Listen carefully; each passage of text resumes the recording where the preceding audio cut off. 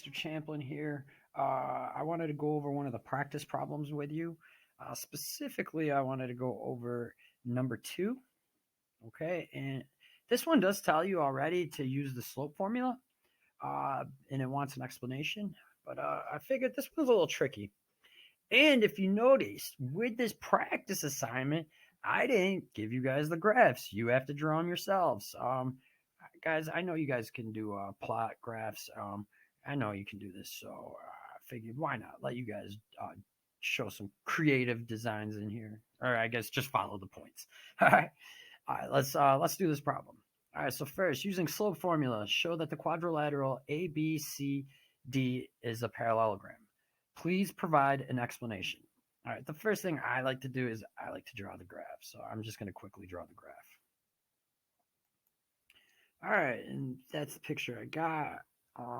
And now I'm going to use slope to find the values of the slope of AB first. Okay.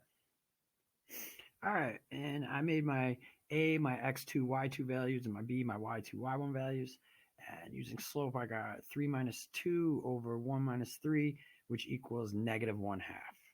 All right, now I'm going to find the slope for BC. And for the slope of BC, I got 2 minus 4 over 3 minus 4, which equals negative 2 over negative 1, which equals 2.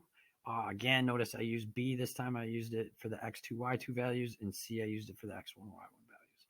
All right, I'm just going to blast out real quick. I'm going to do CD and AD just to make it quicker. Okay, and for this, for the slope of CD, I got negative 1/2, and for the slope of AD, I got positive 2. All right, there's a couple things we notice, right? So right away, we should notice that negative 1/2 is the same as negative 1/2. So the slope of AB and the slope of CD are both negative 1/2, as well as the slope of BC is 2 and the slope of AD is 2. So right here, we did prove that opposite sides are parallel. Right, so we did prove it. However, do you notice something else? There's another thing we proved too. What do you think? Didn't we prove that AB is a negative reciprocal to BC? And, well, if you look, so BC is a negative reciprocal of CD, as well as CD is a negative reciprocal of AD, and AD is a negative reciprocal of BD, or AB, I'm sorry. So what does that tell us? That they're all perpendicular, right? All these are perpendicular to each other. So for number 2, for your explanation, you have 2 options. You can either say it's a parallelogram because they have opposite sides are parallel, or you could say it's a parallelogram because you have congruent angles, opposite congruent angles, and either way, I'm just because they're perpendicular. So for me, I'm just going to write that the parallelogram is because the opposite sides are parallel. That's what I'm going to write for my statement for this. All right, so since AB is parallel to CD and BC is parallel to AD, opposite sides are parallel.